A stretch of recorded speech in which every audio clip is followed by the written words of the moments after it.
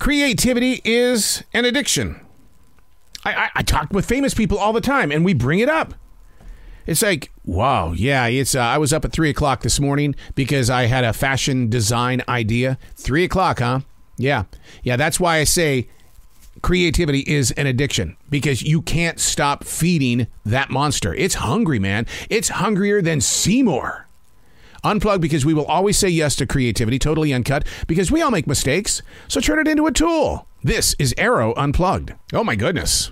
Where we presently stand right now in this place it's actually two different places. I'm on Friday the 13th, 2022. Where are you standing? Because I don't want any of this junkety junk that comes with Friday the 13th to land anywhere on your path. Yeah, we got to kind of push this evil kind of junk away. But yeah, Friday the 13th is one of those scary moment days. It's like Halloween. People like to jump into it because they're hoping to feel that little bit of a, Friday the 13th is the same. If it's going to be a bad thing that's going to happen, it's Friday the 13th. We instantly just write it off. Man, I'll tell you what, I have Monday the 16th like that, but I don't label it a Friday the 13th. I wonder what the research is on that. Why did Friday the 13th become a gigantic moment in history where everybody has to be afraid of it? I'm going to ask the computer right now. Why is Friday the 13th looked upon as being an unlucky day? Let's see what they say here, okay? Let's see what they say. According to folklore, historian Donald Dosey, the unlucky nature of the number 13 originated with a Norse myth about 12 gods having a dinner party. The trickster god Loki, who was not invited, arrived as the 13th guest and arrived, oh my God, to shoot. Oh my God. To shoot them with a mistletoe-tipped arrow. Oh my God. So when you invite people to your parties, always remember, whoever the 13th person is, it could become folklore. Hey, it's Arroe. This is the Daily Mess, a chronological walk through an everyday world. I am a daily writer. This is what I do. Why is Friday the 13th such an unlucky day? Well, we just found out, and right on the spot. Whew, and that's what makes writing fun, is that you can just sit there and you can bring things to life and then just share it. That's what I like to do. I just like to share stuff. This is the Daily Mess. So much is going on.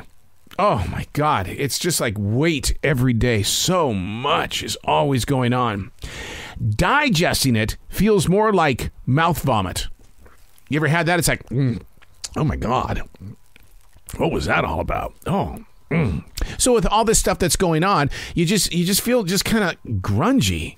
I mean, you're not physically sick, but there's a slight something that just doesn't feel right. The very fact that CBS News this morning did a huge story about the increase in COVID-19 cases is another one of those moments. It's like that. What did they just say? What, you mean we're going into another summer with increased numbers of COVID? No. And see, and there's no way that we can fight this, because if we were to try to fight this, then the battle would be like from every direction, and we can't fight that mentally and physically. We're just so tired. 2 years into this, and we're back into being normal. No, I think the new normal is it ain't going away. It's just not gonna go away. And my goal is always prevention, which is what I do with the common cold and the common flu. And even when I have allergies, I do things so I can prevent it. But is it enough? I mean, did you see that Bill Gates has COVID-19? There's no age limit or social status on who's truly protected. But here we are. Hope you're fine. So much of this mess that we're living, it's just weight on our shoulders. It's almost like you want that 13th person coming to your party. Get in here with that little arrow and shoot that junk off my back. Don't you feel like just rebooting? I mean, if your computer was doing this kind of stuff, you'd reboot that in a heartbeat. You just say, I'm not putting up with this, man. I'm going to reboot. But we can't reboot our lives, because if we could, we'd be doing it every 10 minutes. So what we got to do is we got to gather.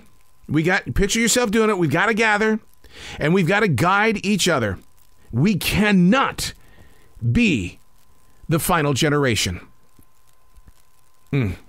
Reminds me, I was talking with David Gergen, big guy in the world of politics. And that was one of my very first subjects when I was talking to him. Because the political world here in the States is just whatever. We're not going there.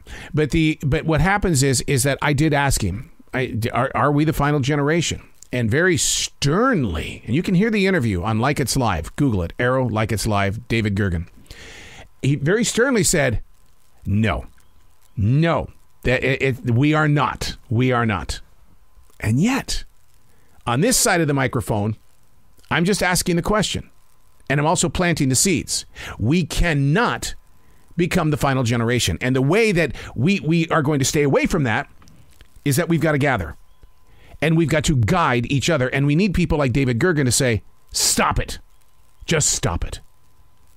I'm going to put you in timeout for 3 days, and you're not going to come out and do your little podcasting thing.